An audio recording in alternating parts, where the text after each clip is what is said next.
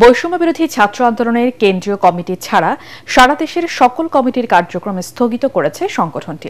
বিকেলে শাহবাগে এক জরুরি সংবাদ সম্মেলনে বৈষম্য বিরোধী ছাত্র আন্দোলনের সভাপতি রিফাত রশিদ এই ঘোষণা দেন।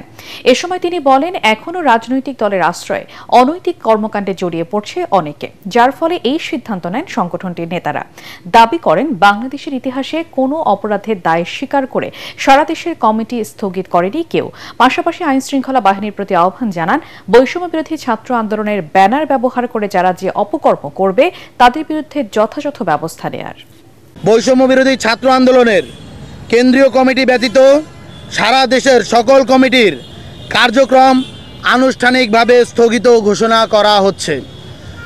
এর মধ্য দিয়ে আমরা বৈষম্য বিরোধী ছাত্র আন্দোলনের আগামী কার্যক্রম কোন উপায়ে পরিচালিত হবে সেই সম্পর্কে আমরা বসবো, একটা রূপরেখা তৈরি হবে। বৈষম্য বিরোধী ছাত্র আন্দোলন জুলাই গণ অভ্যুত্থানের প্ল্যাটফর্ম, জুলাই গণ অভ্যুত্থানের স্পিরিটের সাথে সাংঘর্ষিক কোনো কিছুই তারা বরদাস্ত করবে না, এই জিনিসটা আমরা স্পষ্ট করে বলতে চাই এবং তার জন্যই আজকে আমাদের এই বড় ধরনের সিদ্ধান্ত নিতে হচ্ছে।